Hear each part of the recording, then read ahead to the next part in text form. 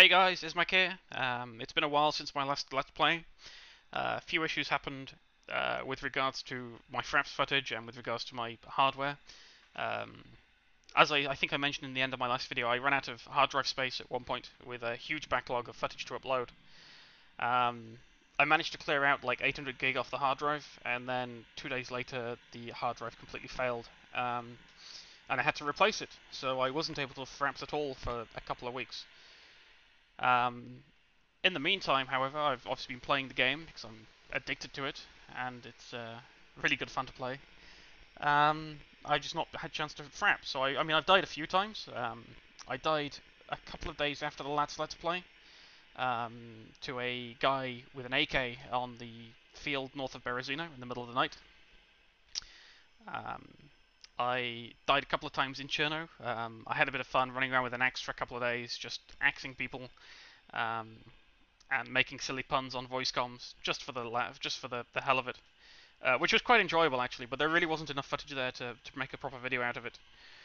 And then I respawned, I think it was 5 days ago. Managed to find some really cool gear. Now rocking started out with an M249 with a DMR as a backup primary. Replaced the 249 for a Mark 48 last night, courtesy of another friend who found an L85 and gave me his 48. And then I found an AS50 and replaced my DMR with that, so I'm rocking a Mark 48 and a AS50 right now. Anyway, this leads me on to this video today. At this point, I still have the DMR. I found the DMR during this video. Sadly, there isn't a whole lot of killing in this particular set of fraps. This is more of a setup for a video that I'm hoping to do possibly tomorrow, or get uploaded later in the week, as it'll tie into events quite nicely with regards to finding the tent camps and what we do with them at a later time. So I hope you enjoy. It's quite long, so I'm actually going to speed it up quite a bit, just to make it more easier on the eyes. I'll probably also keep audio muted or very low for the meantime, for the duration as well. There's not much interesting being said on voice comms, so I'll just leave you to play your own music in the background.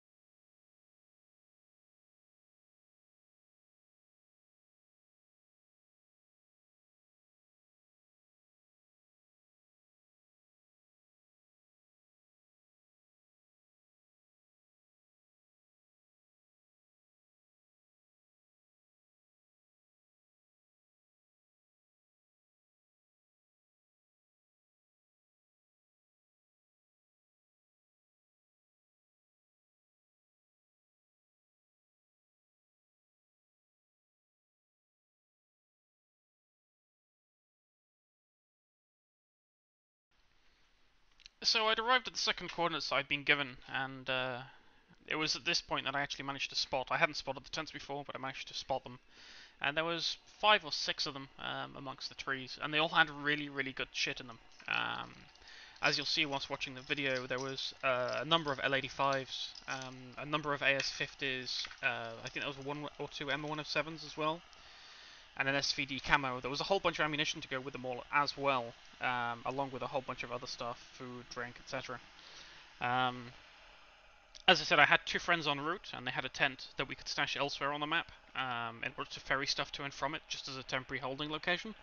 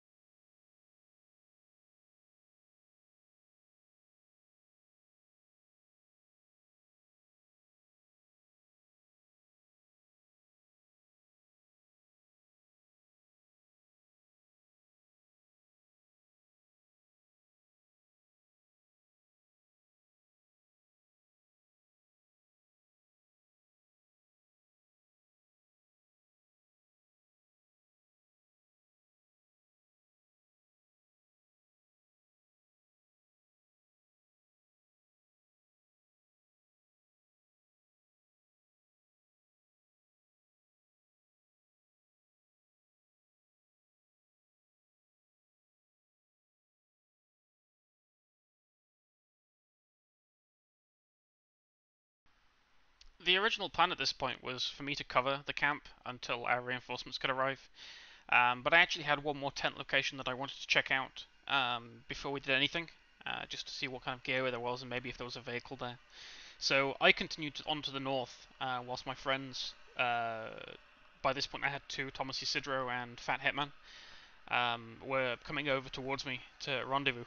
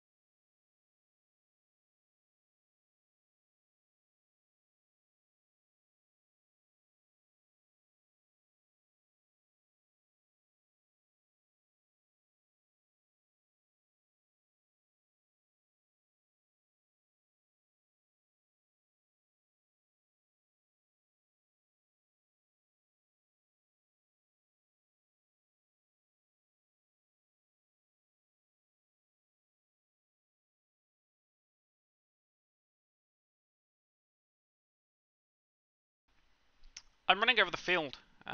It's daylight, good visibility, and my legs break just randomly, completely randomly. Don't get shot, don't lose any blood, uh, don't start bleeding, don't need painkillers, just broken legs. And at the same time, my primary weapon disappears. I open my inventory, as you'll see, and there's nothing there. Stuff is still in my backpack, I believe, but there's nothing in my primary. Now, obviously, my first reaction to that is let's relog, see if my character's still broken. Um, and it was as I was loading back in and I start seeing people die that I realized there's actually a hacker on the server. And the leg breaking happens due to the fall when the hacker teleports you to the debug zone. But for some reason I didn't get teleported. I just broke my legs. So a bit of a lucky escape there, fortunately.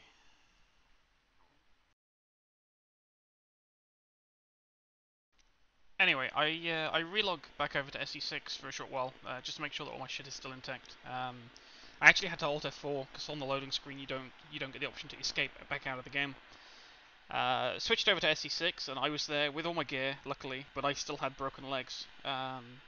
So the first point of call was obviously to get morphine, because being the retard that I can be sometimes, I didn't have any morphine on me. I had bandages, I had a blood bag, no morphine. So I called on the two guys that I was with, and luckily one of them was fairly close, a couple of kilometers out. So he ran over and made me able to walk again.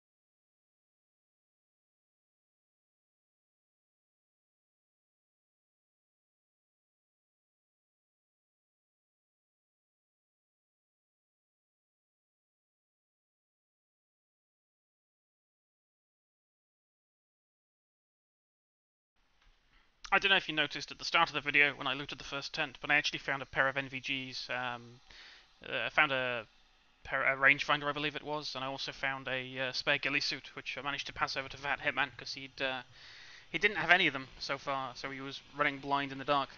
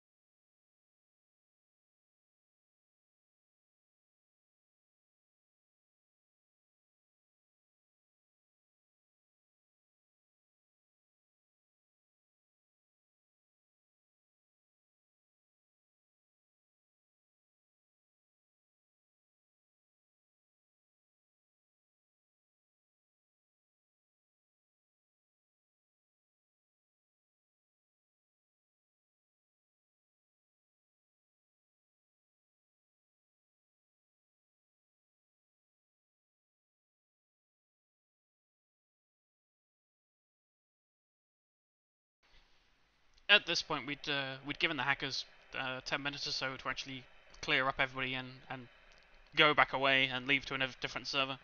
So it was a wise time here, I think, to switch back to US 21 and to continue our ascent on their server. We were fairly close to the camp at this point, which is not something I would have liked to do, but sadly the hackers prevented us from completing our journey purely on the CQF server.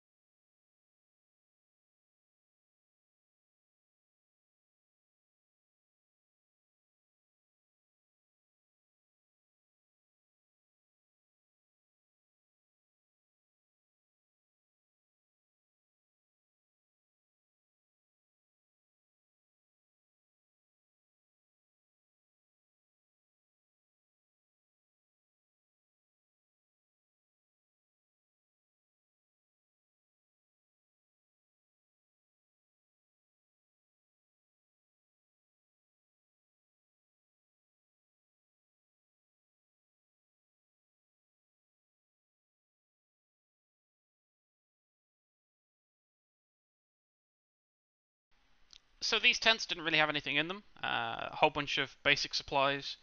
Not really any of the gear that we were looking for specifically. So we decided to leave them for the time being and return back to the second camp that I explored in the video earlier. The plan once we got there, Thomas didn't have any gear on him, really.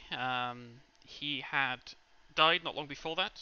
Managed to scavenge a pair of night vision goggles and a couple of other basic pieces of gear from one of his own tents, hidden somewhere on one of the US servers. However, apart from that, and I think he had a bison, he was completely empty. So the plan was to take what we could carry, both Thomas and Fat Hitman, which didn't have great gear, and then burn the rest. Now I know that comment is going to get a lot of negative feedback. Denying your enemy military supplies is a completely viable tactic in DayZ. I feel at least. A lot of friends agree. A lot of friends disagree. They think that kind of behavior has no place in the game. Personally, like, I don't mind. I've had shit happen to me. I've gone to bed at night, logged in the next morning, found 2 helicopters, a whole bunch of vehicles, and all my weapons gone. It's just one of those things that happens. You have to accept it, and if you don't, and if you can't accept it, then perhaps DayZ really isn't the game for you. We've hit CQF a few times over the last few weeks. They're not purely the sole group that we've attacked. We hit NWO quite heavily a few weeks back, and we also hit 7th Cavalry, which are like a hardcore Arma 2 organization a few times as well. But CQF keep providing good fights, and they keep providing good opportunities for fights. I don't think they enjoy how much we hit them, but at the same time, hopefully they learn from some of the encounters that we have, and it will help meld them into a more coherent fighting force. We have had a few engagements over the last week that sadly I've not been able to fraps. There was the incident at Cabanino, which was the one just before the US 366 server kicking incident. I do want to apologise for CQF now. Apologise to CQF now, because I did make some accusations in there regarding your clan as a whole, and sadly those weren't true. My apologies. They were the result of a single rogue member who has since been kicked from CQF. Many props to Johnny for that. And then US 366 subsequently got shut down by the owner a few days after that. There was also the fight just after the server kicking incident. Again on I think US 366. After I'd gone to bed, the CQF guys found a bus down south of the map. One of our scouts spotted it, and they headed up north. And the guys I was with for the Cabanino assault were actually still online, still waiting, still playing on the server. And they ambushed the bus, and it was quite a one-way, but quite a bloody fight, which I think resulted in 10 CQF kills for no losses, and a great big smoking fireball reaching for the sky from the bus. But we have a lot of engagements, and it's quite good fun for the most part. So I do hope that they enjoy it, or at least learn from it.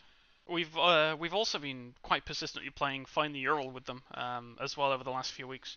I found the Ural on their server 3 or 4 times now, I think. And the guys I play with have found it a few more times as well, and we normally end up blowing it up once we've used it, because obviously we don't want it to fall into enemy hands. So it's an ongoing game of cat and mouse that we have with them, and they are getting better. They are massively improving. So keep it up, guys. Keep it up.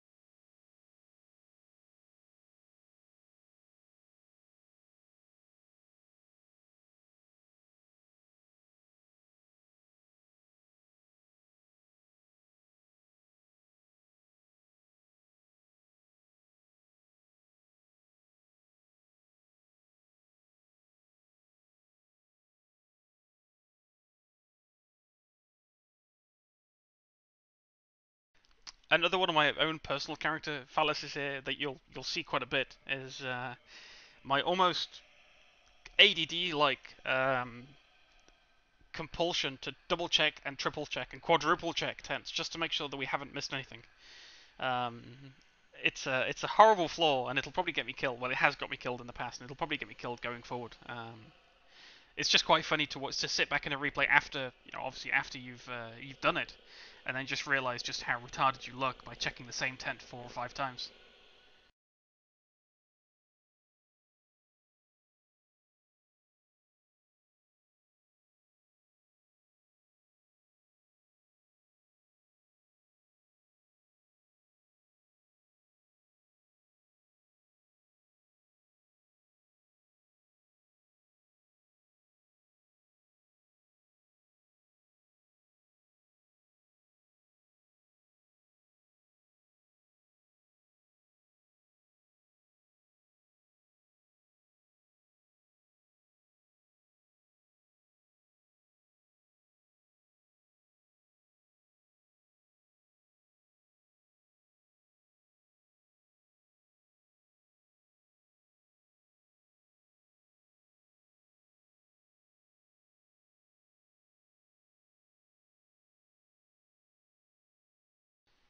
So after we've cleared the tents of all the stuff that we want to get rid of, I evac to the north, and then actually change my mind and go back to the south. And I log out roughly 750 meters to the west of the first tent that we found, up in the hills, just so that we could keep eyes on what they were doing tomorrow evening when they were all online and all active. I understand this has probably been a very boring video, a lot of me talking, which I don't really like to do. Feels kind of weird, like recording commentary afterwards. Not really been any shooting in this video, just a lot of running around and discovering stuff. But hopefully this will set things up nicely for a video like later in the week or next week to show exactly what we did with this intel and where we progressed from there. So please be sure to like if you like, dislike if you dislike, leave a comment. Feedback is always welcome, as I keep saying. And if you really, really like it, or you like the channel, like the videos I do, please be sure to subscribe or even share them with your friends. And as long as people keep watching and keep liking and keep subscribing, I will continue to make more videos for you. So I'll leave it at that. Have a pleasant evening. Stay safe. Don't get eaten by zombies. Good night.